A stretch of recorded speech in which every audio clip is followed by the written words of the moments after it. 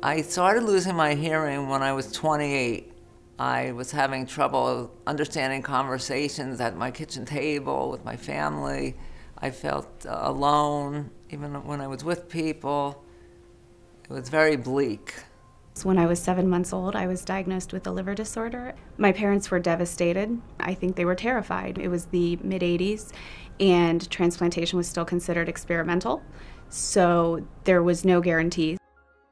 When I found out that I had cancer, I was 23, and you never expect to hear the words "you have cancer." You're never prepared for it. At 23, it was particularly shocking and upsetting to me and to my family. Patients experience the value of medical research every day. And this month, a bipartisan group of 186 members of Congress added their voices to encourage support of medical research when they signed a letter to the Congressional Appropriations Committee's leaders urging that the National Institutes of Health receive at least $32 billion in funding in 2015. Urgent action is needed. Sequestration had devastating effects on research, which were only partially reversed by the 2014 bipartisan budget accord. How do we stop the tragedy of Alzheimer's? Transform a cancer into a manageable condition. Develop a vaccine that renders AIDS as obsolete as smallpox. Medical research addresses these questions by diving deep into the fundamental biology of life.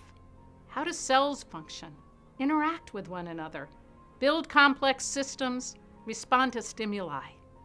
These are the questions asked by medical research, and basic research is key to conquering disease. Many people don't realize that before one really has treatment for a disease that is meaningful and effective, you need to have an understanding of the basic processes involved. That takes basic science, and it takes a lot of work, and it takes time. You cannot do it without public support, and without a deeper understanding, we will not be able to really be helpful to the terrible diseases that haunt mankind. For years, we've invested well. From the 1950s through the early 2000s, we cracked the genetic code, learned the fundamentals of cellular communication, and began to tease out the complexities of the immune system.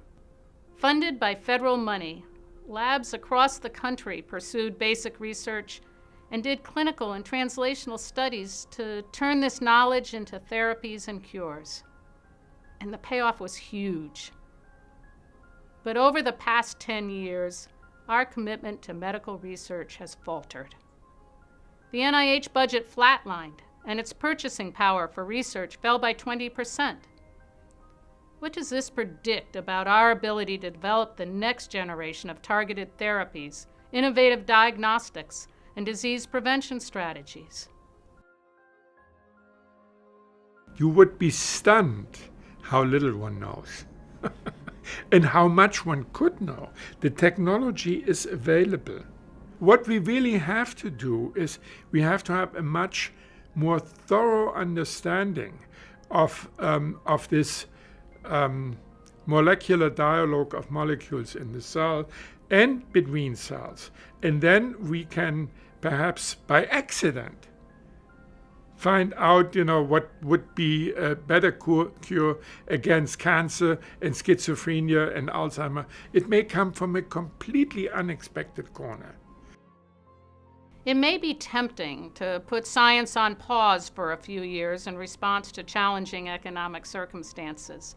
But putting research on hold means that even when the money does become available, we lose more time because we'll have to rebuild labs, retrain scientists, reestablish model systems, and redo experiments. In other words, pausing research means putting patients and disease treatments on pause.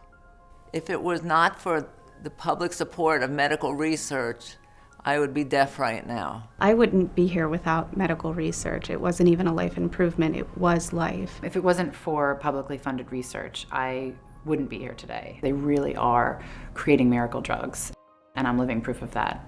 I think the country needs to have a serious conversation with itself about whether it's willing to spend the money required to lead to tomorrow's medical advances. We're compromising our future unless we we address this head on. Every one of us has a stake in publicly funded science. Claim your stake.